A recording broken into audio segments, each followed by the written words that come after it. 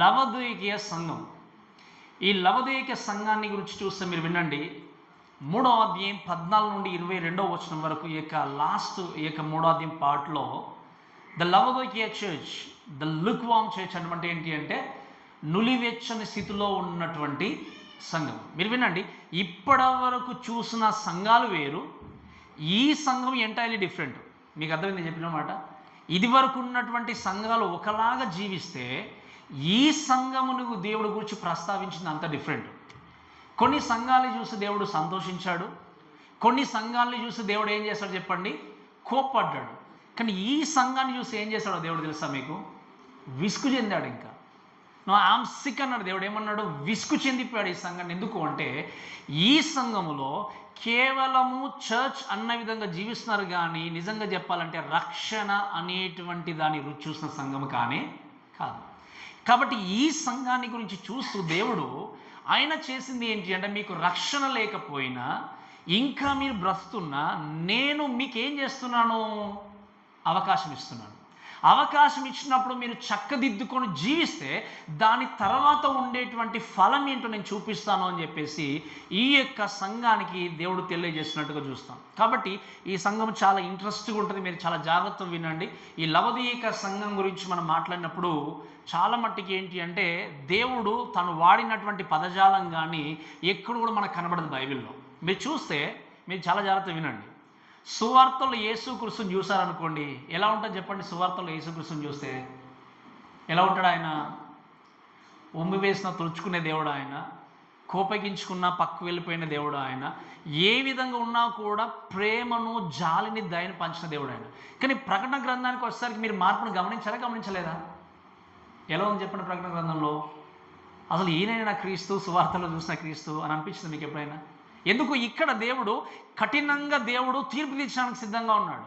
జీవించే జీవన విధానాన్ని బట్టి ఒకవేళ చక్కదిద్దుకోకపోతే, సరి చేసుకోకపోతే దేవుడు తన వాక్యం అనే ఖడ్గం చేత ఏం చేస్తున్నాడు? మన జీవితాల్ని కరెక్ట్ చేస్తున్నాడు. కాబట్టి ప్రతి సంఘానికి రాసినట్టుగానే ఈ సంఘానికి దేవుడు మొట్టమొదటిగా క్యారెక్టరిస్టిక్స్ ఆఫ్ రైటర్ గురించి మాట్లాడినప్పుడు 14వ వచనంలో చూస్తే రాయబడిన మాట ఏంటి అంటే, లవొదికీయలో ఉన్న సంఘపు దూతకి ఇలాగు రాయము, ఆమెన్ అనువాడును నమ్మకమైన సత్యసాక్షియు దేవుని సృష్టికి ఆదియునైన వాడు చెప్పు సంగతులు ఏవనగా. ఇక్కడ యేసుక్రీస్తు తన్ను తాను కనపరుచుకుంటూ చెప్పేటువంటి మాటలు ఏంటి అంటే మీరు గమనించండి. ఆమెన్ అనువాడు అన్నాడు. ఏమన్నాడు? ఆమెన్ అనువాడు అనే విషయం చూసినప్పుడు మీరు చూడండి, ఇక్కడ ఆమెన్ అంటే ఏంటి చెప్పండి అర్థము? జరుగునుగాక, అవునుగాక. ఇంకా చెప్పాలి అంటే మనం ఆలోచన చేస్తే ఏంటి అంటే ఖచ్చితంగా ధృవీకరించడం. మీకు అర్థమవుతుంది కదా? అంటే నేను అనేటువంటి ఆమెనైనటువంటి వ్యక్తిగా, నేను ఉన్నటువంటి దేవుణ్ణిగా చెప్పేటువంటి మాటలు ఖచ్చితంగా జరుగుతాయి, ఖచ్చితంగా ధృవీకరించబడతాయి అనే విషయాన్ని తెలియజేస్తూ ఆయన రాస్తున్న వ్యక్తిగా ఉన్నాం. అంతేకాకుండా రెండవ మాట ఆయన గురించి రాయబడిన మాట ఏంటి అంటే, ఆమెను అనువాడును నమ్మకమైన సత్య సాక్షి, faithful and witness, true witness అని చూస్తాం. అంటే ఏంటి? Is completely trustworthy. అంటే ఏంటి? ఆయన మీద ఆధారపడితే వమ్ము చేసే దేవుడు ఆయన కాదు. ఆయనలో సంపూర్ణమైనటువంటి నమ్మకత్వం ఉంది. నమ్మకత్వం అనేది నమ్మకానికి ఆధారభూతుడుగా ఆయన ఉంటున్నాడు. కాబట్టి నమ్మకమైనటువంటి సత్యమైన సాక్షిగా ఉన్న నేను చెప్పు సంగతులు ఏమనగా అన్నాడు యేసుక్రీస్తు. అందుకే యేసుక్రీస్తు చనిపోవడానికంటే ముందు పిలాతు దగ్గర ఏమన్నాడు చెప్పండి? నువ్వు ఎందుకోసం వచ్చావు, దేని కొరకు ఉన్నావంటే ఏమన్నాడు యేసుక్రీస్తు? నేను సత్యము కొరకు సాక్ష్యం ఇవ్వడానికి నేను వచ్చాను అన్నాడు. కాబట్టి ఈయన చెప్తున్న మాట ఏంటి అంటే నమ్మకమైన సత్యసాక్షి. ఆయన ఆ విధంగా మాట్లాడుతుంటే ఆయనలో అసత్యము లేదు, అపనమ్మకము లేదు అనే విషయం మనం చూడాలి. నమ్మకమైన సత్యసాక్షి చెప్పు సంగతులు ఏమనగా అంటే ఏమన్నాడు? ఇంకా చూడండి 3వ మాట, దేవుని సృష్టికి ఆదియునై ఉన్నవాడు చెప్పు సంగతి. So is the beginning of the creation. అంటే ఏంటి?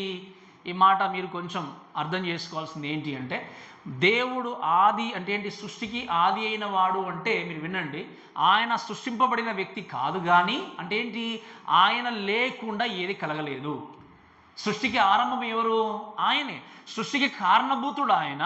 సృష్టి అంతా కూడా సృష్టింపబడడానికి ఆయన మూల కారకుడుగా ఉన్నటువంటి వ్యక్తి ఎవరు అంటే యేసుక్రీస్తు. అందుకే యోహాను సువార్తలో చూస్తాం, ఆయన లేకుండా ఏది కూడా కలగలేదు, కలిగి ఉన్నది ఆయన లేకుండా కలగలేదు. కాబట్టి సమస్తానికి మూలకారకుడుగా ఉన్నటువంటి క్రీస్తు చెప్పు సంగతులు ఏవన కానీ ఈ సంఘానికి దేవుడు తెలియజేస్తూ రాశాడు. మీకు అర్థమైంది కదా. ఆమెను అనేటువంటి వ్యక్తిగా ప్రస్తావించుకొని ఆ విధంగా సత్యమైన సాక్షి చూపించుకొని సృష్టి అంటే నేను లేకుండా ఏది కలగలేదు అనే విషయాన్ని ప్రస్తావిస్తూ చెప్పినటువంటి వ్యక్తిగా చూస్తాం. కాబట్టి ఈ విధంగా క్రియేటర్గా పరిచయం చేసుకున్న ఈ వ్యక్తి ఇంకొంచెం మనం ముందుకు వెళ్తే మీరు ఆలోచన చేయండి. జనరల్గా మనం ఆలోచన చేసినట్టుగా నెక్స్ట్ థింగ్ ఏంటి అంటే సిటీ గురించి చూస్తే, లవోదేయిక అనేటువంటి పట్టణాన్ని గురించి కూడా మనం ఆలోచన చేస్తే, ఈ పట్టణము మనం చూసాం ఎఫ్ఎస్సి మొదలుకొని ఒక రౌండ్గా పోస్ట్ మ్యాన్ వెళ్ళినట్టుగా చక్కగా అన్నీ కూడా కవర్ చేసుకుంటూ దేవుడు ఆ యొక్క పత్రికలను యోహాను ద్వారా తెలియజేస్తున్నట్టుగా మనం చూస్తాం. ఆ లెటర్స్ నైమింటిసే. ఇక్కడ ఈ లవోదికయ అనేటువంటి ఈ పట్టణం ఏంటి అంటే ఫిలదెల్ఫియా అనేటువంటి పట్టణానికి 72 కిలోమీటర్ల దూరంలో ఉన్న పట్టణం. మీకు అర్థమైంది కదా, ఎన్ని కిలోమీటర్లు చెప్పండి? 72 కిలోమీటర్లు ఉన్న దూరం పట్టణము. అంతేకాకుండా ఎఫ్ఎస్ఎస్కి అంటే ఎఫ్ఎస్సి పట్టణానికి 160 కిలోమీటర్ల దూరంలో ఉంది. ఎఫ్ఎస్ ఇక్కడ ఉంది, ఫిలదెల్ఫియా ఇక్కడ ఉంది. అంటే ఇక్కడ ఈ యొక్క ప్లేస్లో అంటే ఎఫ్ఎస్సికి ఏంటి ఈస్ట్లో, తర్వాత ఫిలదెల్ఫియాకి సౌత్లో ఉన్నటువంటి ప్రాంతం ఏంటి అంటే లవోదికయ అనేటువంటి పట్టణం. ఈ పట్టణాన్ని గురించి ఇంకొంచెం మనం ఆలోచన చేస్తే ఏంటి అంటే ఈ పట్టణము యాంటియోకస్ సెకండ్ అనేటువంటి వ్యక్తి దీన్ని నిర్మించినట్టుగా కనుక్కున్నట్టుగా మనం చూస్తాం. అయితే క్రీస్తు పూర్వము 240 సంవత్సరంలో తన భార్యకైనా విడాకులు ఇచ్చినట్టుగా చూస్తాం. కానీ విడాకులు ఇవ్వడానికంటే ముందే తన భార్య పేరు మీద ఈ లవోదికయ అనే పట్టణాన్ని నామకరణం చేశాడు ఆయన. అంటే లవోదికయ అనేటువంటి ఆ పేరేంటి అంటే అంటియోక్ II అనేటువంటి భార్య, ఆయన తన భార్య యొక్క పేరు అది. ఆ పేరుని బట్టి ఏం చేశాడు ఆయన, ఆ పట్టణానికి లవోదికయ అనేటువంటి పేరు ఆయన పెట్టినట్టుగా మనం చూస్తాం. సో ఈ యొక్క సిటీకి లేకపోతే ఈ పట్టణానికి మనం చూస్తే ఇంకొన్ని విషయాలు ఆలోచన చేస్తే ఏంటి అంటే ఈ పట్టణము ఇప్పటికి కూడా ఉంది. ఇక్కడ టర్కీ దేశంలో ఈ ప్రాంతము ఇప్పుడు ఎస్కిసార్ అనేటువంటి పేరుతో పిలువబడుతుంది. ఏంటి చెప్పండి? అంటే మీకు ఐడియా రావడానికి ఇవన్నీ విషయాలు చెప్తున్నాను. ఈ యొక్క ప్రాంతము అక్కడ ఉన్నట్టుగా మనం చూస్తాం. అంతేకాకుండా ఈ యొక్క పట్టణానికి ఉన్నటువంటి ఇంకొక స్పెషాలిటీ ఏంటి అంటే ఈ city it was a water సప్లైతో ఉండేటువంటి పట్టణం. మన పైప్స్తో అంటే వాటర్ సప్లై ఏంటి అంటే ఈ పట్టణము లవోదికయలో ఉన్నప్పుడు ఏంటి అంటే ఆ పట్టణము అంత బాగానే ఉంది, కానీ వాటర్ మాత్రం లేవు. వాటర్ ఏంటి అంటే లైకెస్ అనేటువంటి ఒక రివర్ ఉన్నా కూడా, ఒక వ్యాలీ ఉన్నా కూడా ఆ రివర్లో ఆ వ్యాలీలో ఉన్నటువంటి వాటర్ ఏ మాత్రం కూడా త్రాగడానికి చక్కగా ఉండేటువంటి నీళ్లు కావు. కాబట్టి వీళ్ళు నీళ్లు ఎందుకు వాళ్ళ కష్టంగా మారాయి అంటే జనాభా అనేది దినదినం కూడా ఏమైపోతుంది, పెరుగుతూ ఉంది. ఈ పెరిగినటువంటి జనాభాను బట్టి త్రాగడానికి నీళ్ళు లేని స్థితిలో అప్పుడు చేసిన విషయం ఏంటి అంటే వేరే ప్రాంతాల నుండి వీరు పైప్ లైన్ వేసుకున్నారంట. మీకు అర్థమైంది కదా. ఆ కాలంలోనే మీకు అనిపించినట్టుగా ఆ కాలంలోనే వాళ్ళు ఏం చేశారు, వేరే ప్రాంతం నుండి పైప్ లైన్స్ వేసుకొని ఆ యొక్క పైప్స్ ద్వారా వచ్చేటువంటి నీళ్లతో వీళ్ళు సర్వైవ్ అయినట్టుగా చూస్తాం. ఎప్పుడు క్రీస్తు పూర్వం నుండి ఈ విధంగా వాళ్ళు అక్కడ నిర్మించినట్టుగా మనం చూస్తాం. అంతేకాకుండా ఈ పట్టణానికి ఇంకా కొంచెం మనం ఆలోచన చేస్తే ఏంటి అంటే మంచి బ్యాంకింగ్ సెంటర్గా ఉంది. అంటే ఏంటి, ఈ పట్టణంలో బాగా ధనవంతులు ఉండేవాళ్ళు. కాబట్టి ఎవరైతే వ్యాపారం చేసిన స్పెషల్ ఏంటి అంటే బంగారము బాగా వ్యాపారం జరిగేటువంటి ప్రాంతం ఏంటి అంటే లవోదికయ పట్టణము. ఈ పట్టణంలో ధనవంతులు ఎక్కువ ఉన్నారు కాబట్టి వాళ్ళు పెట్టుబడులు పెట్టడం కానీ డబ్బు దాచుకోవడం కానీ అన్నీ కూడా ఆ ప్రాంతంలో చేసేవారు. అంతేకాకుండా ఇంకా కమర్షియల్గా ఆలోచన చేస్తే ఏంటి అంటే ఈ యొక్క పట్టణంలో క్రీస్తు శకము 60వ సంవత్సరంలో చాలా పెద్ద భూకంపం వచ్చింది. వచ్చినప్పుడు అంత కూడా దాదాపుగా నాశనం అయిపోయింది పట్టణం అంతా కూడా. అప్పుడు రోమా సామ్రాజ్యం వారు ఏం చేశారు అంటే మేము కొన్ని డబ్బులు మీకు ఇస్తాం, మళ్ళీ తిరిగి కట్టుకోండి అంటే వీళ్ళు ఏం చేస్తారు తెలుసా, మాకు మీ డబ్బులు అవసరం లేదు, మేము ఏం చేసుకుంటాం, పట్టణాన్ని నిర్మించుకుంటామంటే ఎంత ధనవంతులో మీరు అర్థం చేసుకోండి. వేరే వారు ఇచ్చేటువంటి మనీ వీళ్ళు ఏం చేశారు, తిరస్కరించి దానికంటే బ్యూటిఫుల్గా అంటే ఇది వరకు ఉన్నటువంటి పట్టణం కంటే ఎంతో బ్యూటిఫుల్గా ఏం చేశారు చెప్పండి, ఈ పట్టణాన్ని వాళ్ళు నిర్మించుకున్నారు. సో ఈ విధంగా ఉండడం మాత్రమే కాదు, ఇంకొకటి ఏంటి ప్రసిద్ధి అంటే ఊల్ ఇండస్ట్రీ. అంటే ఏంటి, ఉన్నికి ప్రసిద్ధి కాంచింది. ఈ పట్టణానికి కొంచెం దూరంలో చూస్తే మౌంటైన్స్తో ఉన్నటువంటి ఆ ప్రాంతంలో బ్లాక్ షిప్స్ ఉండేటువంటి నల్ల కలర్లో ఉన్నటువంటి ఈ యొక్క గొర్రెలకి వచ్చేటువంటి ఉన్ని అనేది చాలా సన్నగా కేవలం ఆ ప్రాంతంలోనే దొరుకుతుంది, ఇంకెక్కడ కూడా దొరికేది కాదు. దాని నుండి వాళ్ళు ఏం చేసేవారు, వ్యాపారాన్ని జరిగించేవారు. అంతేకాకుండా అక్కడ ఉన్నటువంటి ఇంకొక ప్రత్యేకత ఏంటి అంటే, నేను చెప్పిన ముందుకెళ్తాను ఏంటి అంటే, ఇక్కడ మెడికల్ స్కూల్ కూడా ఉండేది. ఏంటి అంటే కళ్ళకి మీరు అర్థం చూసే విషయం ఏంటి అంటే, కళ్ళు అంటే వారికి కంటికి ఏదైనా జబ్బు కలిగినా, కంటికి ఏదైనా ఇన్ఫెక్షన్ కలిగినా కూడా వాళ్ళు కంటికి ఏం చేసేవారంటే పర్జిన్ అన్నటువంటి పౌడర్ను ఇక్కడ వాళ్ళు అప్లై చేసుకున్నప్పుడు ఆ కళ్ళు క్లినికల్ ఏంటి అంటే చాలా స్పష్టంగా కనబడేవి. మీకు అర్థమవుతుంది కదా. అటువంటి పౌడర్ అనేది ఏంటి అంటే ఈ ప్రాంతంలో తయారయ్యేది, ఆ ప్రాంతంలో దొరికేది.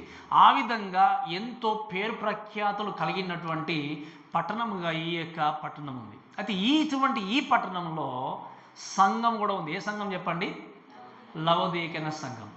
ఈ సంఘాన్ని ఎలా ప్రారంభించారనే విషయం చూసినప్పుడు అపోస్తలుడైనటువంటి పౌలు అలానే ఎఫెసీ ప్రాంతానికి వెళ్తున్నప్పుడు వాక్యాన్ని బోధిస్తున్నప్పుడు తన తోటి దాసుడైనటువంటి ఎపఫ్రా అనేటువంటి వ్యక్తి మనకి హిస్టారికల్గా తెలియజేసేది ఏంటి అంటే, ఆయన ఈ లైకస్ అనేటువంటి వ్యాలీలోనికి వెళ్ళి వాక్యం ప్రకటించిన వ్యక్తిగా ఉన్నాడు. అంతేకాకుండా లవోదికీయ ప్రాంతానికి వెళ్ళి సువార్తను అందించిన వ్యక్తిగా ఎపఫ్రా ఉన్నాడు. సో ఈ విధంగా అక్కడ సంఘం అనేది ప్రారంభించబడింది. కానీ ఈ సంఘాన్ని గురించి మనం చూసినప్పుడు ఏంటి అంటే, సంఘం ఉంది కానీ సంఘములో నిజమైన విశ్వాసులు ఎవరు కూడా లేరు. మోస్ట్లీ ఆ లెటర్ తీసుకెళ్లే వ్యక్తి, సంఘ కాపరిగా, సంఘ నాయకుడు ఉన్న వ్యక్తి, ఆత్మీయంగా నడిపించే వ్యక్తిగా ఉన్నప్పటికీ కూడా ఉన్నటువంటి ఏ వ్యక్తి కూడా నిజమైన రక్షణ అనుభవాన్ని కలిగిన వ్యక్తులు కాదు. కాబట్టి ఈ సంఘమును దేవుడు చూసి ఈ విషయంలో నువ్వు బాగున్నావని చెప్పడానికి ఏం లేదు.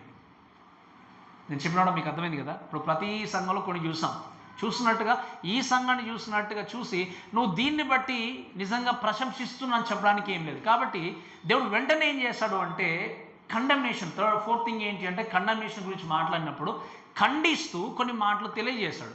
దయచేసి మనం 15వ వచనం చదవం చూడండి. దయచేసి 15వ వచనం. నీ క్రియలో నేను ఎరుగుదును, నీవు చల్లగానైనను వెచ్చగానైనా లేవు.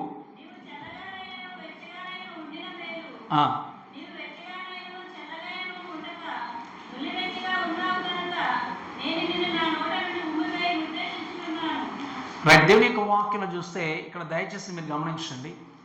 ఈ యొక్క సంఘాన్ని గురించి దేవుడు తెలియజేస్తూ చెప్పినటువంటి మాట ఏంటి అంటే, నీవు అంటే నీ క్రియలో నేను ఏం చేస్తానో ఎరుగుదును. అంటే మీరు వినండి, ఈ మాటను బట్టి జాగ్రత్తగా వినాల్సింది ఏంటి అంటే, your faith is made known by your works. అంటే ఏంటి?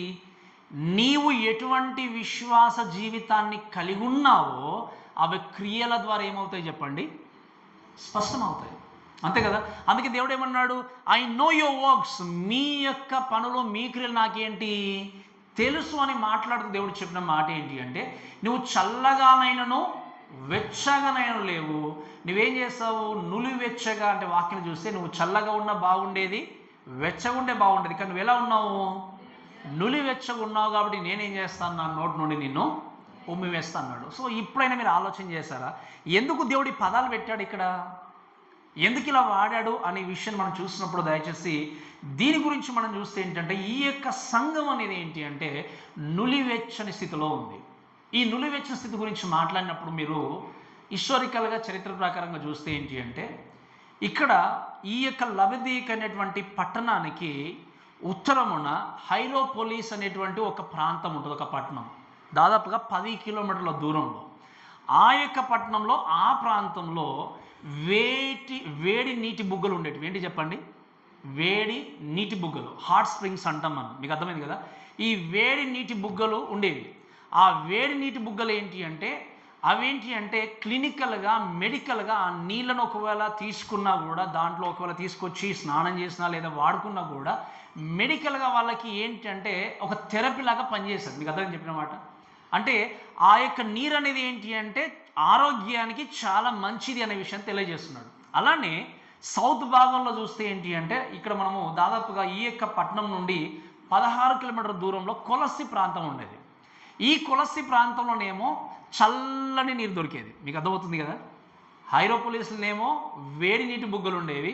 ఈ కొలసి పట్టణంలోనేమో ఏంటి అంటే చల్లగా పర్వతాల నుంచి వచ్చేటువంటి వాటర్ చాలా చల్లగా ఉండేవి. అవి త్రాగడానికి చాలా మంచివి.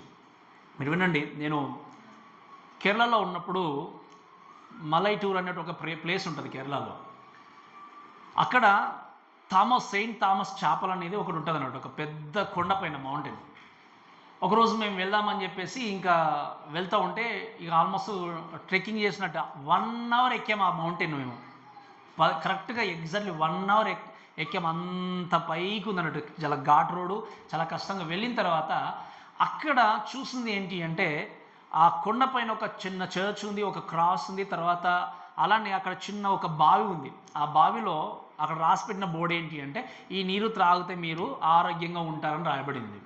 అంటే అది నిజంగా తాగితే ఆరోగ్యం వస్తుందో రాదో తెలియదు కానీ, బట్ లోకంలో కొన్ని ప్రాంతాల్లో చూస్తే కొన్ని నీళ్ళు లేకపోతే ఆ యొక్క నీటిలో ఉండేటువంటి సాంద్రతను బట్టి క్లినికల్గా కూడా ఆరోగ్యానికి మంచిగా ఉండేటువంటి నీళ్ళు కూడా ఉన్నాయి. అలానే ఆరోగ్యానికి హానికరంగా ఉండేటువంటి వాటర్ కూడా ప్రపంచంలో చాలా చోట్ల ఉన్నాయి. సో ఇక్కడ ఈ విషయాన్ని ప్రస్తావిస్తూ ఏమన్నాడు దేవుని యొక్క వాక్యంలో చూస్తే, ఈ హైరోపోలిస్లనేమో చాలా చక్కగా హాట్ వాటర్ ఉన్నాయి, కొలస్లో చాలా చల్లని వాటర్ ఉన్నాయి. కానీ లవోదికయకి వచ్చేసరికి ఏం జరిగింది, పైపులు వేసుకున్నారు కాబట్టి ఆ వచ్చే వాటర్ అంతా కూడా డర్టీ వాటర్. ఎవరైనా వాళ్ళకి అలవాటు అయిపోయింది, ఎవరైనా విజిటర్ అక్కడికి వెళ్తే, చూడడానికి వెళ్తే వాళ్ళు నోట్లో వేసుకోకుండా ఏం చేస్తారు చెప్పండి, ఉమ్మి వేస్తారు. అందుకే దేవుడు ఏమన్నాడు ఇక్కడ, నువ్వు చల్లగా లేవు, వెచ్చగా లేవు, నువ్వు నులివెచ్చగా ఉన్నావు కాబట్టి నేనేం చేయాలనుకుంటున్నాను, నేను ఉమ్మేయాలి. అంటే దేవుడి యొక్క వాక్యంలో క్రీస్తు చెప్పిన మాట ఏంటి మీరు వినండి. ఈ యొక్క చర్చ గురించి మాట్లాడినప్పుడు దేవుడు అన్నాడు, మీరు నాకు విసుగు చెందించారు, ఐఎమ్ సిక్ అన్నాడు దేవుడు. నేను మిమ్మల్ని బట్టి, మీ జీవితాన్ని బట్టి, మీ ప్రవర్తన బట్టి నేను ఏం చేస్తానో చాలా నిజంగా విసుగు చెంది ఉన్నాడు. కాబట్టి నేనేమంటున్నానంటే, నేను మిమ్మల్ని నా నోటి నుండి నేను ఏం చేస్తాను, ఉమ్మివేస్తాను. మీరు వినండి, ఆత్మీయంగా ఈ యొక్క మాటలు మనం అర్థం చేసుకుంటే, చల్లదనాన్ని గురించి మాట్లాడినప్పుడు చల్లదనం అంటే ఏంటి అంటే, ఒక క్రైస్తవుడు తన జీవితంలో ఆత్మీయంగా చల్లబడిపోయాడంటే అర్థం ఏంటి అంటే, దేవుణ్ణి బహిరంగంగా తిరస్కరించడం, దేవుని వ్యతిరేకించడం, నాకు వద్దులేయనా అని చెప్పి తిరస్కరించడం, అది ఆత్మీయ జీవితంలో చల్లబడిపోవడం. ఒకవేళ ఈ యొక్క హాట్ స్ప్రింగ్స్ లేకపోతే వెచ్చగా ఉండమని అర్థం చూసినప్పుడు ఏంటి అంటే, దేవుని యొక్క వాక్యాన్ని అంగీకరించి వాక్యానుసారంగా జీవిస్తూ వాళ్ళని పురికొల్పుకుంటూ దేవుడి కొరకు నమ్మకంగా బ్రతికేటువంటి స్థితిని వెచ్చని స్థితిలో అంటాం మనం. అయితే ఈ సంఘాన్ని ఉద్దేశించి దేవుడు ఏమన్నాడు అంటే, నీవు ఎటువంటి స్థితిలో ఉన్నావు అంటే, నువ్వు అటు దేవుణ్ణి తిరస్కరించట్లేదు, ఇటు దేవుని కొరకు బ్రతకట్లేదు. అంటే ఏ స్థితిలో ఉన్నావు నీవు, వేషధారణ కలిగిన స్థితిలో ఉన్నావు. ఈ సంఘం చూసి దేవుడు ఏమంటున్నాడు, నీకు ఒకవేళ ఏం తెలియట్లేదు అనుకోండి, నువ్వు తిరస్కరించినా, దేవుని మీద కోపగించుకున్నా, దేవుడు క్షమించేసి వదిలేసి నీకు తెలియలే అని చెప్పి దేవుడు చేర్చుకునే దేవుడు, నువ్వు అన్ని విషయంలో నమ్మకంగా ఉంటే నిన్ను చూసి ఆనందించే దేవుడు. కానీ నువ్వెలా ఉన్నావు, అటు చల్లగా లేవు, ఇటు వెచ్చగా లేవు, ఎలా ఉన్నావు, నులివే స్థితిలో ఉండి వేషధారణ జీవితాన్ని కలిగి ఉండి బ్రతున్నావు. కాబట్టి నేనేం చేస్తాను, నిన్ను నా నోట నుండి మూవేస్తాను. ప్రిమిడి దేవుల దయచేసి వినండి, ఈ సంఘాన్ని గురించి మనం ఆలోచన చేస్తే, ఈ సంఘము ప్రత్యేకంగా మన దేవుని యొక్క వాక్యంలో మనం ఆలోచన చేసినప్పుడు, దేవుని యొక్క స్థితిలో ఆ సంఘము ఈ యొక్క సిచ్యువేషన్లో బ్రతికినప్పుడు దేవుడి సంఘం చూసి అంటున్నాడు ఏంటంటే, నువ్వు వేషధారణ జీవితాన్ని కలిగి ఉన్నావు కాబట్టి నేనేం చేస్తాను, నా నోటి నుండి ఉమ్మివే స్థితిలో నేను ఉన్నాను అంటున్నాడు. ఈరోజు ఎంతోమంది క్రైస్తవులు కూడా వారి జీవితాల్లో లోకముతో ఉంటే లోకంతో ఉండరు, లేదా దేవునితో ఉండరు. ఎక్కడ ఉంటారు చెప్పండి, మధ్యలో ఉంటారు. అటు లోకం కావాలి, నేను చాలాసార్లు చెప్పాను. అందుకే ఈ లోక స్నేహము దేవునికి వైరం. దేవుడు చెప్పాడు, ఈ లోకముతో స్నేహం అనేది చేస్తే దేవుడికి మీరు ఏమవుతారు, శత్రువు అవుతారు. కానీ మనం ఏం చేస్తాము, అందుకే మీరు వినండి, ఈరోజు ఉన్నటువంటి క్రైస్తవులు చాలామంది నాకు లోకం కావాలి, దేవుడు కావాలి కాబట్టి దేవుని బహిరంగంగా తిరస్కరించారు, దేవుని కొరకు నమ్మకంగా బ్రతకారు. కానీ ఏంటి, వేషధారణ జీవితాన్ని కలిగి ఉండి నేను క్రైస్తవుని చెప్పుకుంటూ బ్రతికేటువంటి వ్యక్తి గురించి మాట్లాడుతూ దేవుడు ఏమన్నాడంటే, నేను మిమ్మల్ని ఏం చేస్తాను, నోటి నుండి వేస్తాను. అందుకే మత్తయి సువార్త 7:21 దయచేసి చదవడం మరొకసారి. మత్తయి సువార్త 7:21.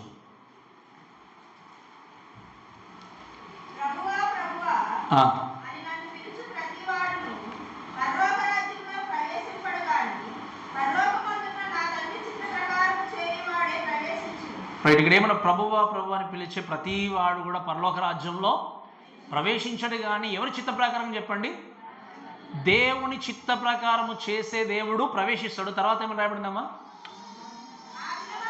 ఆ దినమందు అనేకులు నన్ను చూచి ప్రభువా నేను మీ నామమున ప్రవచించలేదా, ప్రవచనాలు చెప్పలేదా, నీ నామమున దయ్యాలు వెళ్ళగొట్టలేదా, నీ నామమున అనేక రకమైన అద్భుత కార్యాలు చేయలేదా అని చెప్పుదురు. అప్పుడు నేను మిమ్మును ఎన్నడును ఎరుగనని అక్రమము చేయువారులారా నా ఎదుటి పొండని వారితో చెప్పుదును. కాబట్టి ఈ నా మాటలు విని వాటి చొప్పున చేయి ప్రతి వాడును రైట్ బండ మీద తన ఇల్లు కట్టిన వాడిని పోలినని మనం చూస్తాం. మీరు వినండి, ఎంత హార్ష్ మాట చూడండి, ఒకసారి ఆలోచన చేయండి. ప్రభువా అని పిలిచే ప్రతి వ్యక్తి కూడా పరలోక రాజ్యానికి అర్హుడు కాలేడు. ప్రభా మీ నామంలో మేము ప్రవచనాలు చేయలేదా, మీ నామంలో మేము దయ్యాలు వెళ్ళగొట్టలేదా, మీ నామంలో అద్భుత కార్యాలు చేయలేదని ఎన్ని చేసినా, ఎన్ని సెలవిచ్చినా నీ హృదయంలో దేవుడికి స్థానం ఇవ్వకుండా రక్షింపబడ్డాను అనుకుని జీవించే, నులివెసతిలో జీవించే క్రైస్తవుని దేవుడు చూసి చెప్పే మాట ఏంటి అంటే, మీరు ఎవరో నాకు తెలియదు. ఈరోజు ఈ మాట విన్న ప్రేమ దేవుళ్ళారా, ఒకరోజు మనం వేసుకున్న ముసుకంతా రివీల్ అయిపోతుంది, అంతే కదా. నేను మీకు కనబడకుండా ఎన్ని చేసినా, మీరు నాకు కనబడకుండా ఎన్ని చేసినా, ఒకరోజు దేవుడు ఏం చేస్తాడు చెప్పండి, ఆ ముసుగు అనేది తొలగిస్తాడు. తొలగించినప్పుడు, ఆ రివీల్ అయినప్పుడు నువ్వు చేసే క్రియలనే దేవుడు చూడబోతున్నాడు. కాబట్టి దేవుడు ఇప్పుడు చెప్తున్న మాట ఏంటి అంటే, ఈ లవోదిక సంఘం అనేది ఏంటి అంటే నులివెచ్చిన స్థితిలో ఉంది కాబట్టి, వేషధరణ జీవితాన్ని కలిగి ఉంది కాబట్టి ఆయన ఏమంటున్నాడంటే, నువ్వు ఆ స్థితిలో ఉండినట్టయితే నేను ఏం చేస్తాను, నిన్ను నోటి నుండి ఉమ్మి వేస్తాను. అయితే ఈ యొక్క సంఘము ఇంకా ఆలోచన చేస్తే ఎందుకు దేవుడు ఏదైనా కండెమ్ చేస్తాడంటే, ఈ సంఘం అనుకుంటుందట, మీరు వినండి ఏమనుకుంటుంది ఈ సంఘము అంటే, మనం 17వ వచనం చదవం చూడమ్మా.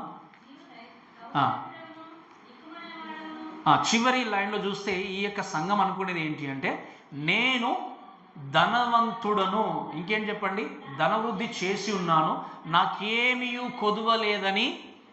మీరు వినండి, ఈ యొక్క సంఘము తన గురించి తాను అనుకునేటువంటి విషయం ఏంటి అంటే, ఐ ఆమ్ రిచ్. ఏమనుకుంటుంది చెప్పండి సంఘము, నేను చాలా ఏంటి ధనమును సంపాదించుకుని ఉన్నానంటే. ఇక్కడ మీరు చూస్తే ధనము అంటే ఇక్కడ నిజంగా డబ్బు కోసం మాట్లాడలేదు, మీరు వినండి చాలా జాగ్రత్తగా. ధనమును సంపాదించుకుని ఉన్నాను అంటే ఇక్కడ సంఘం ఏమనుకుంటుంది అంటే, నేను ఆత్మీయంగా చాలా ఉన్నత స్థితిలో ఉన్నాను అని అనుకుంటున్నది. ఏ సంఘము? లవోదిక సంఘం. నేను ఆత్మీయంగా చాలా ఉన్నత స్థితిలో ఉన్నాను, ఇంకా ఆత్మీయంగా నా జీవితాన్ని నేను ఏం చేస్తున్నాను, కొనసాగిస్తున్నాను నీవు అనుకుంటున్నావు. కానీ దేవుడు ఏమన్నాడు ఇంకా అక్కడ చూస్తే, నాకు ఏమీ కూడా కొదువ లేదు అనుకుంటున్నాం. ప్రేమ దేవుని దయచేసి ఈ మాట వినడం చాలా జాగ్రత్తగా. ఈ చర్చ్ అనుకుంటుందట, ఐ డోంట్ నీడ్ ఎనీథింగ్. ఈ సంఘం అనుకునేది ఏంటి అంటే, నాకేమి అంటే ఏంటి, నాకు వాక్యము తెలుసు, ఆత్మీయంగా నేను మంచి స్థితిలో ఉన్నాను, ఆత్మీయంగా వెళ్తున్నాను, ఇంకా నాకు ఏది కూడా అవసరత. అందుకే నేను ఎప్పుడు ఒక మాట మీకు జ్ఞాపకం చేస్తాను, గుర్తుంది కదా, our life is all about learning అని చెప్తాను నేను. ఎవరైనా మీ దగ్గరకు వచ్చి నాకు తెలియదంటే లేదు, నాకు వాక్యం మొత్తం తెలుసు అంటే ఆ వ్యక్తి నిజంగా దేవుని గురించి తెలిసిన వ్యక్తి కానే కాదు. నాకు తెలియదంటే ఏం లేదు, నాకు అన్నీ తెలుసు, నాకు ఈ వాక్యం అక్కర్లేదు అంటే ఆ వ్యక్తి క్రైస్తవుడు కాదు.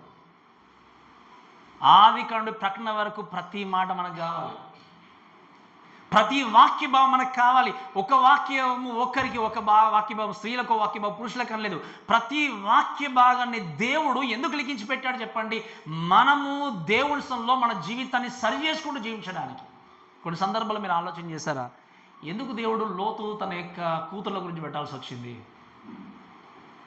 ఎందుకు బెత్షెబా ఈ దావీదు గురించి దేవుడు పెట్టాల్సి వచ్చింది, ఇలా చెప్పుకుంటూ పోతే శాంసోను తర్వాత ఎవరు చెప్పండి, దెలీలా, వీళ్ళ గురించి ఎందుకు పెట్టాలి, ఎప్పుడైనా ఆలోచన చేశారు? ఇవన్నీ కూడా ఇవన్నీ ఉంటేనే కదా ప్రభా కొన్నిసార్లు వేరే వాళ్ళు నిజంగా అటాక్ చేస్తున్నారు అనుకునే విధంగా మనం ఆలోచన చేయొచ్చు. కానీ గుర్తుపెట్టుకోండి, వాక్యం రాయబడిన మాట ఏంటి అంటే, ఇవన్నీ కూడా దృష్టాంతములుగా మనకు పెట్టి దేవుడు మనకు బుద్ధి కలుగుటకై ఇవి ఏం చేయబడ్డాట, దేని కొరకు చెప్పండి, గట్టిగా చెప్పాలి, మనకు బుద్ధి కలుగుటకై ఇవి రాయబడెను అని హెబ్రీ రాసిన పత్రికలో మనం చూస్తాం.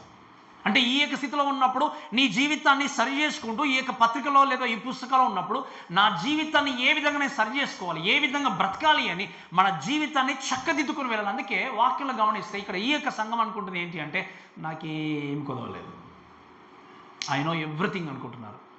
ఈరోజు మీరు వినండి, ఈ యొక్క వాక్యం అనేది చాలా లోతైంది. వాక్యములో ప్రతీది నాకు తేటగా స్పష్టంగా తెలుసు అన్న వ్యక్తి ఎవరు లేరు ప్రపంచంలో. ప్రతిరోజు ఏం చేయాలి చెప్పండి? చదువుతూనే ఉండాలి. అందుకే ఈ వాక్య భాగం కూడా నిన్న దాదాపుగా లిటరల్లీ 5 hours కూర్చున్నాను దీని గురించి. నిన్న సాటర్డే మీరు వినండి. ఈ వాక్యభాన్ని ఎంత లోతుగా మనం నేర్చుకుంటే అంతగా మన జీవితానికి అది మేలు చేస్తుంది. అంతగా మన జీవితంలో యేసుక్రీస్తును గూర్చేటువంటి ఆలోచన విధానాన్ని, ఆయన గురించి మనకు స్పష్టంగా ఏమవుతుంది చెప్పండి? బోధపడుతుంది. ఈరోజు ఎంతోమంది వ్యక్తులు ఏంటి అంటే, నాకు ఇది వరకు చాలు పాస్టర్, నాకు ఇంతే చాలు, ఇంతకంటే కొన్ని మోయలేనిగా వాక్యాన్ని. ఏంటి? ఏదైతే నా జీవితానికి మేలు కలుగుతుందో, ఏదైతే నా జీవితానికి ఉపయోగకరంగా ఉంటుందో అది మాత్రమే నాకు కావాలి, ఇంకా నాకు వేరేది ఏమి కూడా అవసరం లేదన్న విధంగా బ్రతికేవారు ఉంటారు. కానీ వినండి ప్రేమ దేవులారా, ఇవన్నీ కూడా ఈ సంఘాలను గురించి ఎందుకు దేవుడు ప్రస్తావించాడు అంటే, మన జీవితంలో వ్యక్తిగతంగా మన బ్రతుకును మార్చుకుంటూ దేవుని కొరకు నిలబడ్డాలి. కాబట్టి ఈరోజు నాకు అన్నీ తెలుసులే, వాక్యం కోసం ఏముందో తెలియదంటే ఏముందని నువ్వు అనుకున్నట్టయితే నేను చెప్పే మాట ఏంటి అంటే, నిజంగా మీకు తెలియదు అన్నట్టు.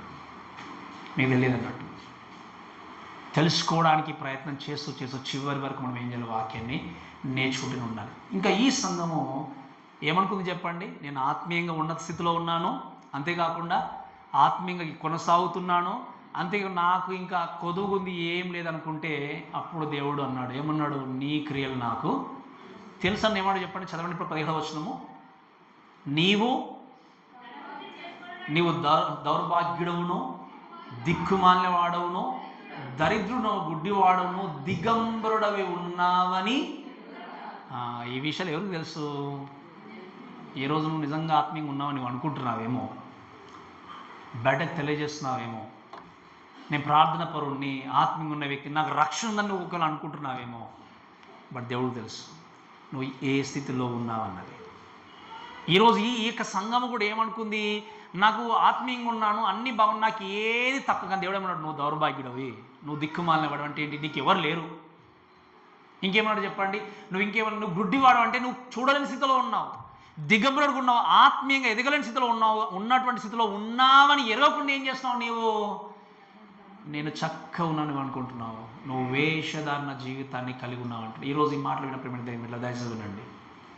ఈరోజు మనుషులను మనం మోసం చేయొచ్చు, మనుషులకు కనబడకుండా క్రియలు జరిగించవచ్చు, కానీ నీ అంతరంగమందున్న సమస్తాన్ని చూసే దేవుడు ఉన్నాడు అనే విషయం ఎప్పుడు కూడా మర్చిపోకూడదు. ఈరోజు ఈ మాట బట్టి నేను ఒక్కసారి ప్రశ్నిస్తాను, వినండి. ఎంతమంది మీ ఆత్మీయ జీవితాన్ని ప్రతిరోజు చెక్ చేసుకుంటున్నారు? ఎంతమంది మీ ఆత్మీయ జీవితంలో ప్రభువా నేను ఎదుగుతున్నానా లేనా, నా జీవితము నిజంగా మీకు దగ్గరగా వస్తుందా లేదా అని ఎంతమంది మీ జీవితాన్ని పరీక్షించుకుంటూ వెళ్తూ ఉన్నారు? ఆత్మీయ జీవితాన్ని పరీక్షించుకుంటూ వెళ్ళకపోతే మిమ్మల్ని మీరు మోసం చేసుకుంటున్నట్టే లెక్క. అందుకే నేను ఎప్పుడు చెప్తా ఉన్నాను కదా, we are very very very close to second coming of Jesus Christ. యేసు క్రీస్తు యొక్క రాకడికి చాలా దగ్గరలో ఉన్నాం. ఈ దగ్గరలో ఉన్నందుకే నేను చెప్పాను, మీరు వినండి, మీ జీవితాన్ని మీరు సిద్ధపరచుకుంటూ సంసిద్ధం చేసుకుంటూ ఏం చేయాలి? ముందుకు వెళ్తూ ఉండాలి. ఈరోజు ఈ సంఘంలాగా నాకు అన్నీ తెలుసులే, నా జీవితంలో ఆత్మీయంగా ఉన్నానులే, ప్రార్థన పరుడు ఉన్నానులే, నాకు కొదువుకుంది ఏది లేవనుకుంటున్నావు. దేవుడు అంటాడు, నాకు తెలుసు నువ్వు ఏ స్థితిలో ఉన్నావో. ఈరోజు ఈ వాక్యం ద్వారా ఈ మాటలు విని నీ స్థితి ఎలా ఉందో ఒక్కసారి పరీక్షించుకొని నీ జీవితాన్ని మార్చుకోండి, మన బ్రతుకును మార్చుకోండి. ఒకవేళ ప్రభా ఈ స్థితిలో నేను వీక్గా ఉన్నాను, ఈ స్థితిలో వేషధార బ్రతుకును కలిగి, ఈ స్థితిలో నన్ను నేను మోసం చేసుకుంటాను నీవు అనుకుంటే, దయచేసి వినండి. ఇంకా ఓవరాల్గా చెప్పాలంటే ఈ సంఘానికి రక్షణ అనేది లేదు. కానీ ఏమనుకుంటున్నారు? మేము ఆత్మీయంగా ఉన్నాము, చాలా స్థితులు మంచి ఉన్నత స్థితిలో ఉన్నాము, నాకు కొద్దిగా ఉంది ఏది కూడా లేదు. ఈరోజు నీ జీవితంలో కూడా అలానే అనుకుంటూ, నా జీవితంలో ఇంకా చాలా ఈ వాక్యం నాకు సరిపోతుందిలే, నా ఆత్మీయ జీవిత స్థితి నిలబెట్టుకోవడానికి సరిపోతుందిలే అని ఒకవేళ సాటిస్ఫై అయ్యి నీ జీవితాన్ని మోసం చేసుకుంటూ జీవిస్తే, నిజమైన రక్షణ అనేది లేకపోతే, నేను ఎప్పుడు చెప్తాను కదా, ఆ రోజు ఎవరు కూడా మిమ్మల్ని రక్షించలేరు.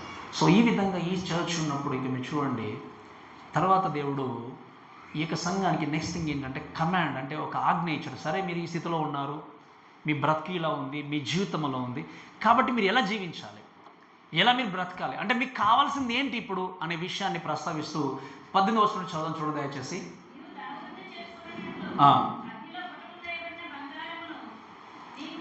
నీ దిశమల్లో సిగ్గు కనపడడం ధరించుకుంటకు తెల్లని వస్త్రంలో నీ దృష్టి కలుగున్నట్లు నీ కనులకు కాటుకను నా యుద్ధ కొనుక్కొనమని నీకేం చేస్తున్నాను, బుద్ధి చెప్పుచున్నాను. సో వాళ్ళగా మేము మంచి స్థితిలో ఉన్నాం అనుకున్నారు, కానీ దేవుడు ఏమన్నాడు, నీవు సరైన స్థితిలో లేవు, నీకు రక్షణ అనేది లేదు. కాబట్టి నువ్వు ఇలా ఉన్నావని చెప్పి దేవుడు వదిలేయకుండా ఏమన్నాడు, ఒక ఛాన్స్ ఇచ్చాడు. ఏమన్నాడు, సరే నువ్వు ఇప్పుడు ఏం చేయాలి, ఏ విధంగా నీ బ్రతుకును మార్చుకోవాలి అని ఆజ్ఞగా దేవుడు ఏం చేస్తాడంటే, మీరు వినండి. ఆయన అన్నాడు 18వ వచనంలో చూస్తే, నీవు ధనవృద్ధి చేసుకున్నట్లు అగ్నిలో పుటము వేయబడిన బంగారము అన్నాడు. ఈ ప్రాంతము దేనికి ప్రసిద్ధి చెప్పండి? నేను చెప్పాను కదా మీకు ఆల్రెడీ, బంగారం అంటే మీరు ఎంత బంగారాన్ని సంపాదించుకుని బ్యాంకులో వేసుకున్నా అగ్నిలో పుటం వేయబడిన బంగారాన్ని మీరు ఏం చేయాలి, సంపాదించుకోవాలి. అంటే దీని అర్థం ఏంటి అంటే, should have a tested faith. అంటే ఏంటి, విశ్వాస పరీక్ష గుండా మీరు ఏం చేయాలి, వెళ్ళినప్పుడే నిజమైన విశ్వాసం మీరు కలిగి ఉంటారు. అందుకే మనం 1 పేతురు రాసిన పత్రికలు చూస్తాం, 1వ అధ్యాయం 7వ వచనం చూస్తే, బంగారం ఎలాగైతే అగ్నిగుండ పరీక్ష గుండా వెళ్తూ ఉందో అది శుద్ధమైందా కాదా తెలుసుకోవాలంటే ఏం చేయాలి, బంగారాన్ని అగ్నిగుండా అగ్ని చేత పరీక్షించాలి. అలానే నీ విశ్వాస జీవితం అనేది నిజమైన విశ్వాసమా లేకపోతే అబద్ధమైన విశ్వాసం అనేది తెలుసుకోవడానికి దేవుడు కొన్నిసార్లు పరీక్షల గుండా నేను తీసుకెళ్ళినప్పుడు ఆ వేషధరణ జీవితాన్ని ప్రక్కన పెట్టి, ప్రభువా ఈ పరీక్షలో నాకు విజయాన్ని ఇవ్వండి ప్రభు అని మనం ఏం చేయాలి, ప్రార్థన చేయాలి. అందుకే పరీక్ష అనేది ఏం చేస్తుంది, మనకు ఓర్పు నేర్పిస్తుంది. శ్రమలు మనకు ఓర్పు నేర్పిస్తాయి. ఆ పరీక్ష గుండా, శ్రమ గుండా, ఓర్పు గుండా వెళ్ళినప్పుడు మనకు కలిగేది ఏంటంటే నిరీక్షణ. ఆ నిరీక్షణ ఉంది కాబట్టి ఈరోజు మనం ఏం చేస్తాం చెప్పండి, ఇక్కడ కూర్చుని దేవుని యొక్క వాక్యాన్ని వినగలుగుతున్నాం. కాబట్టి ఈరోజు ఈ మాటలు వింటూ ప్రభుత్వం ఏమి లేదు, ఆయన అన్నాడు మీరు దీన్ని కొని ఉంచుకోండి. దేన్ని? నిజమైన విశ్వాసం నీ జీవితంలో ఉందా లేదా? ఎలా కలుగుతుంది చెప్పండి విశ్వాసము? మనకి ఎప్పుడు గుర్తుండే మాట. ఎలా కలుగుతుంది? ఏం వినడం ద్వారా చెప్పండి, దేవుని వాక్యాన్ని. అందుకే ఇక్కడికి వచ్చి వాక్యాన్ని వినకుండా వెళ్ళిపోతే మీ విశ్వాసం ఎప్పటికీ ఎదగలేదు. అయ్యో ప్రతి వారం నేను చేర్చుకొస్తున్నాను నీవు అనుకుంటావు, కానీ ఆత్మీయంగా ఎదగలేవు. ఒక విషయంలో ప్రార్థన చేసే స్థితిలో ఎదగలేవు, దేవుని కొరకు జీవించే స్థితిలో ఎదగలేవు, వాక్యం చదివే విషయంలో ఎదగలేవు. ఎక్కడ కూడా నీ ఆత్మస్థితి ఎదగదు. ఎందుకు? చర్చికి రావడం ద్వారా కాదు, కానీ వాక్యాన్ని వినడం ద్వారా మాత్రమే ఎదుగుతుంది. ఎవరి గురించి? అది కూడా క్రీస్తు యేసు మాటల గురించి వినడం ద్వారా నువ్వేం చేయగలవు, విశ్వాసం ఎదగలవు. కాబట్టి మీ విశ్వాస జీవితాన్ని ఈ సమయంలో దయచేసి పరీక్షించుకోవాల్సింది మనం చేస్తాం. అందుకే ఒక మాట చూడండి దయచేసి, యాకోబు పత్రిక 2వ అధ్యాయం 5వ వచనం చూడండి దయచేసి. యాకోబు పత్రిక 2వ అధ్యాయం 5వ వచనం.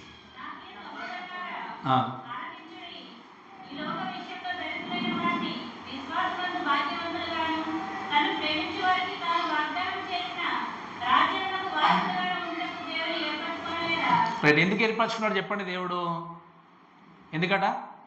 ఆయన రాజ్యము కొరకు ఏంటంటే చెప్పండి, మరొకసారి చదవడమ్మా. ఎందుకు ఏర్పరచుకున్నాడు దేవుడు? విశ్వాసమందు. ఎవరి యందు చెప్పండి, దేని యందు భాగ్యవంతులు ఉండడానికి ఏర్పరచుకున్నాడు దేవుడు మనల్ని. ఈ మాట నేను చెప్తున్న మాట కదా, దేవుడు చెప్తున్న మాట. నిజంగా మీరు భాగ్యవంతులు ఉన్నారు ఈరోజు. ఏ విషయంలో భాగ్యవంతులు ఉండాలట? విశ్వాస విషయంలో భాగ్యవంతులుగా ఉండి ఇంకేమన్నాడు చెప్పండి, తన్ను ప్రేమించే వారికి తను వాగ్దానము చేసిన రాజ్యమునకు వారసులుగా ఉండుటకు. ఎందుకంటే చెప్పండి, విశ్వాసమందు భాగ్యవంతులుగా ఉండాలి. అంతేకాకుండా వాగ్దానం చేయబడిన మనల్ని తన కొరకు ఏంటంటే వారసులుగా నిలబెట్టడానికి ఏం చేస్తాడు దేవుడు, మనల్ని ఏర్పరచుకున్నాడు. ఇప్పుడు ఆయన వారసులుగా ఉండాలి అంటే ఆయన చెప్పినట్టుగా మనం ఏం చేయాలి, ముందుకు వెళ్ళాలి. కాబట్టి ఈ మాటలు విన్న ప్రేమైన దేవుడు దయచేసి వినండి. నీ విశ్వాస జీవితము ఎలా ఉన్నది? నిజమైన విశ్వాసమా, అబద్ధంతో కూడిన విశ్వాసమా? ఒక్కసారి నీ జీవితాన్ని పరీక్షించుకుంటూ ముందుకు వెళ్ళాలి. అందుకే ఇంకేమన్నాడు దేవుడు చూడండి, అక్కడ అగ్నిలో పుటం వేయబడిన బంగారం మాత్రమే కాదు, నీ దిశమల్లో సిగ్గు కనపడకుండా ధరించుకున్నట్లు తెల్లని వస్త్రంలో ధరించుకోమన్నాడు. ఏమన్నాడు చెప్పండి ఆయన? తెల్లని వస్త్రం గురించి మాట్లాడినప్పుడు మనకు బాగా తెలిసి టాక్స్ అబౌట్ ప్యూరిటీ, అంతే కదా. ఈ ప్యూరిటీ లేకపోతే పవిత్రత గురించి మాట్లాడి ఇంకా చెప్పాలి అంటే నీతి అనేటువంటి వస్త్రాన్ని ధరించుకోమని చెప్పాడు దేవుడు. నువ్వు క్రీస్తును కలిగి ఉన్నప్పుడు, క్రీస్తు యొక్క రక్షణ రుచి చూసినప్పుడు నీ జీవితంలో కలిగేది ఏంటో తెలుసా? నీవు ఆయన యొక్క నీతిని కలుగుతుంది. అందుకే దేవుడు ఏమన్నాడు, మనల్ని నువ్వు రక్షించుకుని మనల్ని రక్షించి దేవుడు ఏమన్నాడంటే మీరు నీతి మంత్రులను ప్రకటించాడు. ఎవరు ప్రకటించారు? నాకు నేను నీతి మంత్రుల కంటే కుదరదు, మీకు మీరు నీతి మంత్రుల కంటే కుదరదు. ఎవరు నీతిమంతులుగా ప్రకటించారు మనల్ని? దేవుడు. ఈరోజు ఆ నీతి అనేటువంటి వస్త్రము చేత, నీతి అనే వస్త్రాన్ని ధరించుకొని ఆ క్రియలు చేసే స్థితిలో నువ్వేం చేయాలి? జీవించాలి. కాబట్టి ఆ నీతి అనే దాన్ని సంపాదించుకోవాలంటే రక్షణ తప్పకుండా నువ్వేం చేయాలి? పొందుకోవాలి. ఈ మాట జ్ఞాపకం చేసి ఇంకో మాటను చూడండి దయచేసి. అలానే చదవండి, దయచేసి చదవండి. ఇంకేమో నీకు చదవండి. నీకు దృష్టి కలుగునట్లు నీ కళ్ళకు కాటుకను నా యొద్ద కొనుక్కోమని నీకు. వినండి చాలా జాగ్రత్తగా. ఈ యొక్క ప్రాంతంలో ఎలాగైతే ఆ యొక్క పౌడర్ అక్కడ దొరుకుతూ ఉందో, పర్షియన్ పౌడర్ అయినటువంటి ఇది చూసినప్పుడు నీ దృష్టికి, నీ కన్నులకు తేటగా స్పష్టంగా నువ్వు చూడాలి అంటే రక్షణ అనేది నీ జీవితంలో ఉండాలి. మీరు వినండి, దేవుడు అంటాడు, నేను నీ యొక్క దావీదు రాసినటువంటి కీర్తనలో ఆయన అంటాడు, నీ యొక్క వాక్యంలో ఉన్నటువంటి ఆశ్చర్యకరమైన సంగతులను చూసినట్లు నా కన్నులు తెరవమంటాడు ఆయన. ఈరోజు నువ్వు బైబిల్ తీసుకొని వాక్యం చదువుతున్నా నీకు ఈజీగా అర్థం కాదు. దాని వెనకాల ఎవరు హస్తం ఉండాలి చెప్పండి? దేవుని హస్తం ఉండాలి. పరిశుద్ధాత్మ దేవుడు కార్యం జరిగించకపోతే నీకు వాక్యం అర్థం కాదు. పరిశుద్ధాత్మ దేవుడు నీ జీవితంలో కార్యాన్ని జరిగించకపోతే వింటున్నటువంటి వాక్యము నీ జీవితంలో ఫలించదు. కాబట్టి ఏంటి ఇక్కడ? నీ దృష్టికి నిజంగా తేటగా స్పష్టంగా వాక్యాన్ని చూడాలన్నా, క్రీస్తును అర్థం చేసుకోవాలన్నా, క్రీస్తు యొక్క గొప్పతనాన్ని తెలుసుకోవాలన్నా కూడా నీ జీవితంలో ప్రథమగా మొట్టమొదటిగా రక్షణ అనేటువంటి సర్టిఫికెట్ ఉండాలి. లేకపోతే నీ జీవితంలో దేవుని అర్థం చేసుకోలేవు. నీ జీవితంలో యేసుక్రీస్తు గురించి నువ్వు ఎప్పుడు కూడా తెలుసుకోలేవు. అందుకే మీరు చూడండి, అన్ని జనుల దగ్గరికి వెళ్ళి యేసుక్రీస్తు ఎవరంటే అందరికీ తెలుసు, ఆయన లోకానికి వచ్చాడు, మరణించాడు, తిరిగి లేచాడు. కానీ దేవుని నమ్ముకోవాల్సి వస్తుందని కొన్నిసార్లు ఏం చేస్తారు? వాళ్ళు ఏదో విధంగా కల్పించి చెప్తారు. ఎందుకంటే వాళ్ళ యొక్క స్థిరతను వదులుకోలేక. వాళ్ళకంటే ఎక్కువ మీకేం తెలుసు? అది ప్రశ్న. ఎప్పుడు మనకు తెలుస్తుందో తెలుసా? ఆ యేసుక్రీస్తును రక్షకును అంగీకరించినప్పుడు, ఆయనతో పాటు చక్కగా నీ జీవితాన్ని కొనసాగిస్తున్నప్పుడు. ఈ స్థితిలో నీవు లేకపోతే దేవుడు అంటున్నాడు, ఆ యొక్క స్థితిలోనికి రావాలి అంటే నీకేమంటున్నాడు? నేను నీకు బుద్ధి చెప్తున్నాడు, కాబట్టి నీకు కావాల్సింది ఏందో దాన్ని నువ్వు కొనుక్కొని దగ్గర పెట్టుకోమంటున్నాడు. ఈరోజు ఈ లవదీక సంఘాన్ని బట్టి దయచేసి వినండి ప్రేమ దేవులారా, ఎవరైనా ఈ సంఘం ఉన్నటువంటి స్థితిలో ఉంటే ఇది మనకొక పాఠం. ఇదొక పాఠం. వారి జీవితాన్ని బట్టి ఒకవేళ ఇంకా కూడా వేషధరణ జీవితాన్ని కలిగి ఉండి ఆత్మీయంగా నేను చక్కగా ఉన్నానులే, వాక్యము నాకు బాగా తెలుసులే, నాకు ఇంకా అవసరం లేదు అనే స్థితిలో ఉంటే దేవుడు అంటున్నాడు, నువ్వు దౌర్భాగ్యుడివి, నువ్వు గ్రుడ్డివాడివి, నువ్వు ఇంకా చూడని స్థితిలో ఉన్నావు. కాబట్టి నీకు కావాల్సింది ఏంటి చెప్పండి? ఈ మెడికేషన్ కావాలి, ఈ ప్రాసెస్ గుండా వెళ్ళాలి అని చెప్పి దేవుడు అది తెలియజేస్తూ ఇంకా కొంచెం వారికి ఆజ్ఞయిస్తూ తెలియజేస్తూ ఇంకొక మాట ఏంటి అంటే, దయచేసి 19 వర్షం చదువు దయచేసి. నేను ప్రేమించు వారందరినీ గద్దించి, వినండి యొక్క మాట, నేను ప్రేమించు వారందరినీ గద్దించి బుద్ధి చెప్తున్నాను అంటే ఎవరిని ప్రేమిస్తున్నాడు దేవుడు? ఎవరిని చెప్పండి? ఇప్పుడు ఎవరిని ప్రేమించి బుద్ధి చెప్తున్నా అంటున్నాడు దేవుడు? ఈ మాటను బట్టి చూస్తే ఏంటి అంటే, నాట్ ఓన్లీ లవదీక సంఘము, ఈవెన్ ప్రపంచంలో ప్రతి ఒక్కరిని కూడా.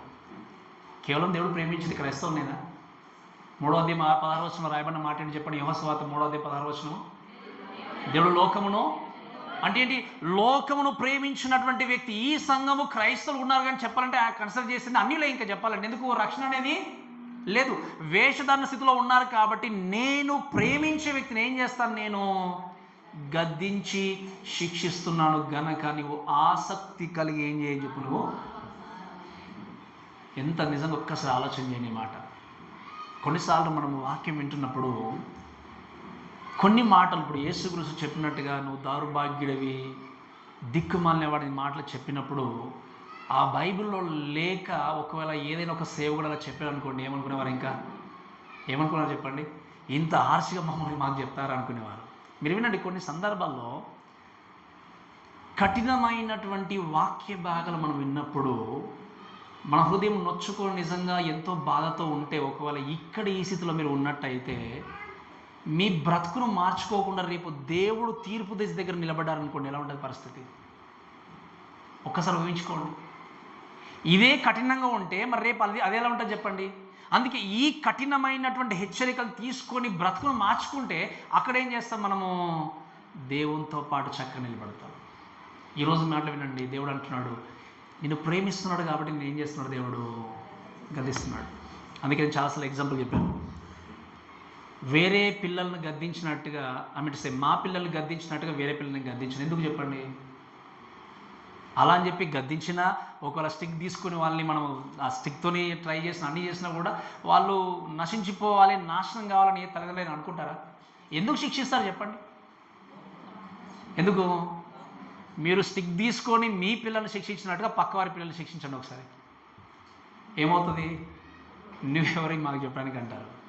అలానే మీరు వినండి, దేవుడు మనకిచ్చినటువంటి ఆధిక్యతని బట్టి, మన సంఘాన్ని బట్టి మనం ఏం చేయాలి? ఆత్మీయంగా ఈ యొక్క మాటలు వినబడ్డప్పుడు ఏమన్నాడు దేవుడు? నన్ను ప్రేమించే వ్యక్తిని నేను ఏం చేస్తాను? గద్దించి శిక్షిస్తాను. ఎవరి శ్రేయస్సు కొరకు? మన పిల్ల శ్రేయస్సు కొరకు ఆలోచన చేసినట్టుగా మన శ్రేయస్సు కొరకు. అందుకే దేవుడు అన్నాడు, నువ్వు ఈ స్థితిలో ఉన్నా, నీకు ఆజ్ఞ ఇస్తున్నాను, నీకు అవకాశం ఇస్తున్నాను కాబట్టి అన్నాడు. గనుక ఆసక్తి కలిగేమన్నాడు మనిషి. ఎంత గొప్ప దేవుడు, ఆలోచన చేయండి. మన దేవుడు, మీరు వేషధారలో ఉన్నా అనుకున్నా కూడా, రక్షణ లేదనుకున్నా కూడా దేవుడు అన్నాడు, still I'm inviting you to get saved అని చెప్పి దేవుడు ఒక చక్కని మాట చెప్పాడు. ఏమన్నా ఇంకా చెప్పాలంటే, ఇన్విటేషన్ టు బికమ్ రిచ్ అంటే ఏమన్నాడు? నేను మిమ్మల్ని ఏం చేస్తున్నాను? ఇన్వైట్ చేస్తున్నాను. దేని కొరకు? ఆ రక్షణ మీరు పొందుకోవడానికి. కాబట్టి ఆసక్తి కలిగి మారమనసుకోండి.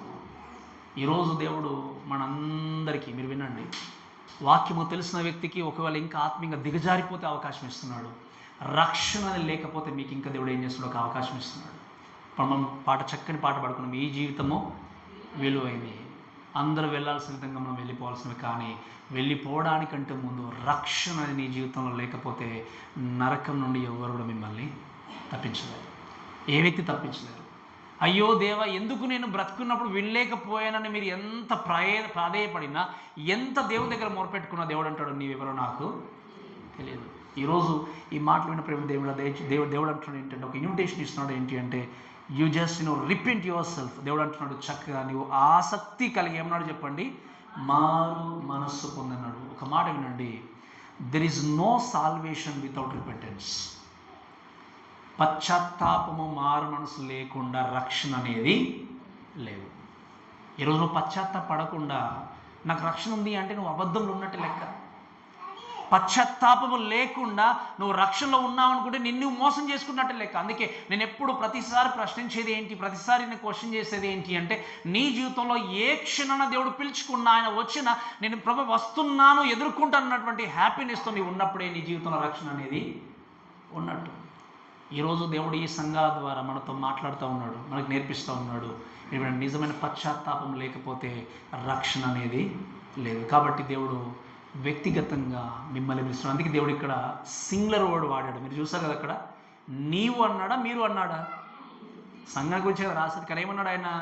సింగులర్గా వ్యక్తిగతంగా ప్రస్తావిస్తే, నీవు ఆసక్తి కలిగి ఏంటి? మారమనసుకోండి. ఈరోజు ఈ మాట్లాడిన ప్రేమ దేవుడు, ఒకవేళ ఇంకా నీ జీవితంలో నిజమైన రక్షణ అనేది లేకపోతే, దేవుణ్ణి తృణీకరిస్తే, this a right time to come to Jesus, believe him. ఆయన వాక్యాన్ని ఆయన నమ్మినట్టయితే ఖచ్చితంగా దేవుడు నీకు అవకాశం ఇచ్చి ముందుకు నడిపించే వ్యక్తి ఉంటాడు. కాబట్టి ఇంకా చివరికి మాట చెప్పి ముగిస్తాను. ఆయన లాస్ట్లో చెప్పిన విషయం ఏంటంటే, ద ప్రామిస్.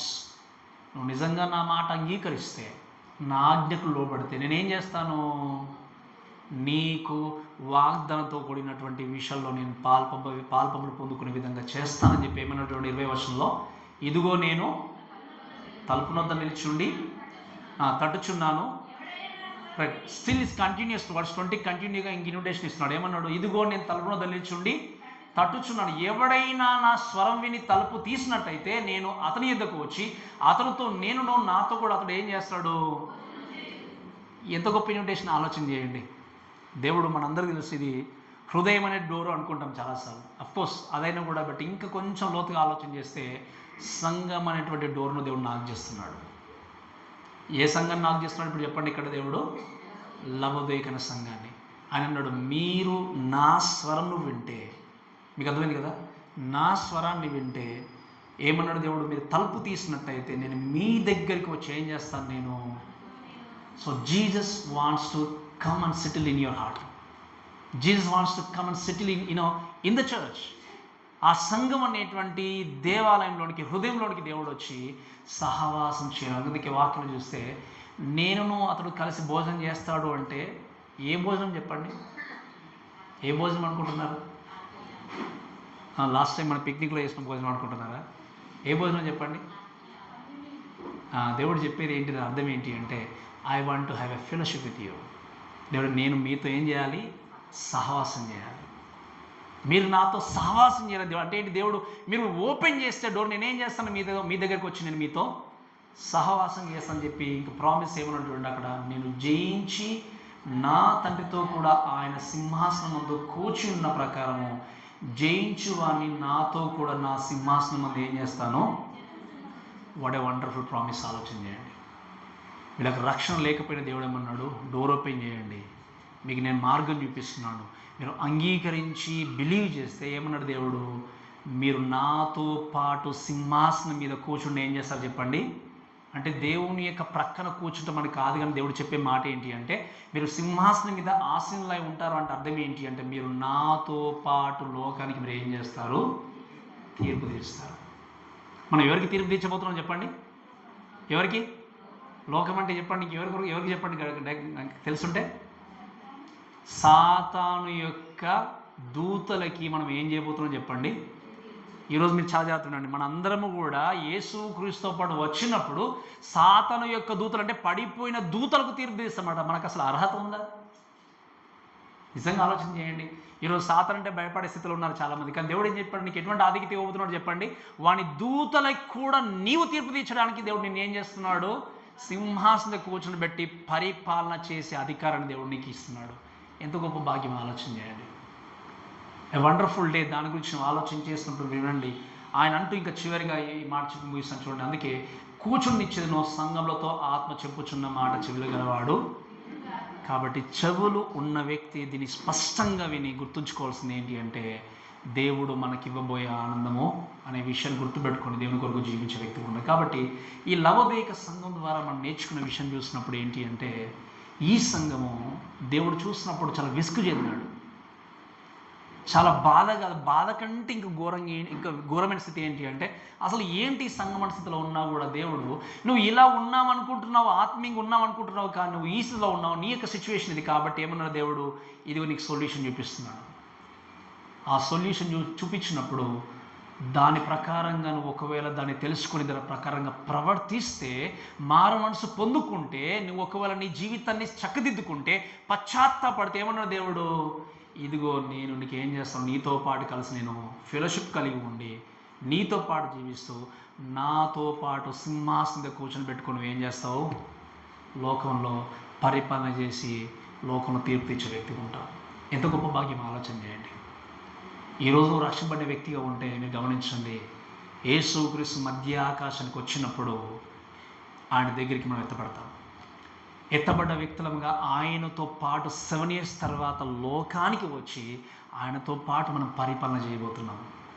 ఎంత గొప్ప ఆధిక్యత చెప్పండి.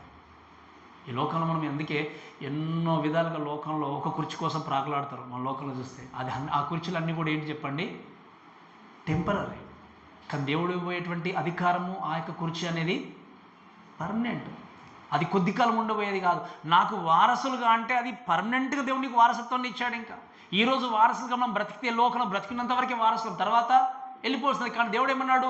పర్మనెంట్గా శాశ్వతంగా నీకు వారసత్వం ఇవ్వబోతున్నాడు. అటువంటి రోజు కొరకి, ఆ యొక్క ప్లేస్ కొరకి ఆ నిరీక్షణ కలిగి ఉండి దేవుని కొరకు జీవించినట్టయితే ఖచ్చితంగా ఆ ఫలాన్ని అనుభవిస్తాం. ఆ ఫలం అనుభవించాలి, వాగ్దానం పొందుకోవాలి అంటే ఈరోజు రక్షణ నీ జీవితంలో లేకపోతే దేవుడు అంటున్నాడు, ఆసక్తి కలిగి మారమనుసుకున్నాము. అప్పుడు నేనేం చేస్తాను? నీతో పాటు కలిసి సహవాసం చేసి నీకేం చేస్తాను? నేను నాతో పాటు పరిపాలన చేసి అధికారం ఇస్తాను. కాబట్టి అటువంటి జీవితాన్ని మనం కలిగి ఉండడానికి ఉన్నాం. కాబట్టి ఈరోజు వాక్యం చేత ఒకవేళ ఇంకా నీవు ఆ జీవితంలో ఉంటే, పడిపోయిన స్థితిలో కానీ రక్షణ లేని స్థితిలో ఉంటే, ఈరోజు ప్రభా నా జీవితాన్ని మార్చండి, నాకు రక్షణ విషయంలో కార్యాన్ని జరిగించండి ప్రభా, దేవుడితో మాట్లాడండి. లేదా ఆత్మీయంగా ఇంకా ఎదుగుతున్నా కూడా పడిపోయే స్థితిలో ఉంటే నన్ను ఇంకా కూడా ఎదిగింపజేస్తూ ప్రభా, మీకు మహిమకరంగా నన్ను నిలబెడుతూ ఆ భాగ్యవంతుడుగా నా జీవితాన్ని కొనసాగించడానికి నాకు కావలసినటువంటి స్ట్రెంత్ని ఇవ్వండి ప్రభు అని మనం ప్రార్థన చేస్తూ ముందుకెళ్దాం. కాబట్టి ఈ మాటలను మనం దేవుడు దీవించి ఆస్వాదించును గాక. ఆమేన్.